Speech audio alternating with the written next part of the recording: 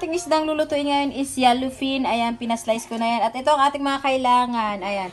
So, meron akong bawang, sibuyas, luya, sili, at isang pirasong kamate. So, tapos lalagyan natin siya ng pechay. Let's go. Let's go. So, isasalak ko isa-isa para hindi siya.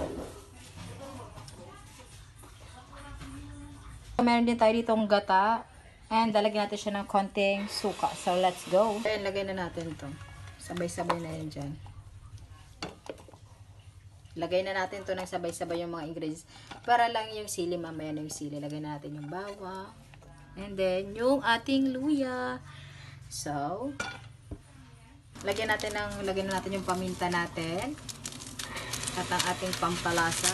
Ayan. Lagay ko na tong isa. Tapos, ay, sorry. Okay. Lagyan natin yung gata. Ayan, pagsama-samahin na natin yan. Pakukuluan natin to. Ayan.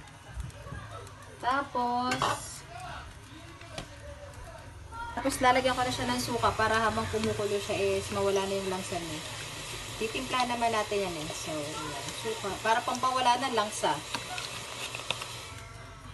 Okay, so, ganyan na yung magiging itsura niya. Pakuluan muna natin siya. Kailangan natin muna siyang pakuluan. So, let's go. Ito na siya, kumukulo ko na siya. So, ayan. So, mga nagsasabi dyan na baka naman sabihin nyo na bakit yan dapat marami yung gata ko. Dadagdagan po natin siya ng gata kasi nga marami kami dito sa bahay. Inuna ko lang yan para kumulo siya na may suka. Ayan. So, hintayin ko po siya medyo maluto ng konti at dadagdagan na natin siya ng gata. At ilalagay na natin ang ating gulay. Ilalagyan ko siya nito, yung sili. Ilalagyan natin para may konting sipa. Pero hindi yan, kasi konti lang yan. Dagdagan ko na siya ng gata. Ayan. Para, diba? Sarap. Diba?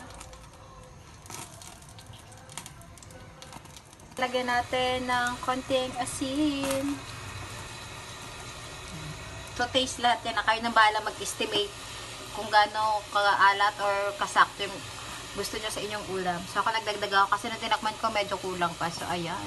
So, ayan. Luto na siya. So, dahil nga yung ulan tsaka yung bundos medyo nakalitaw. So, pinlip ko siya para maluto yung kabila masyado. Ayan. So, ngayon lalagyan na natin siya ng gulay. Lalagyan ko siya ng pecha. Ayan. Sa taas na lang. Diba? Pa natin para mas mabilis maluto ang gulay. Let's go.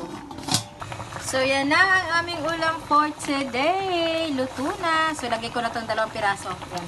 Yung gusto lang na mas maanghang, pwede na yan. So, yan ang aming ulam for today. Ginataan na yellowfin.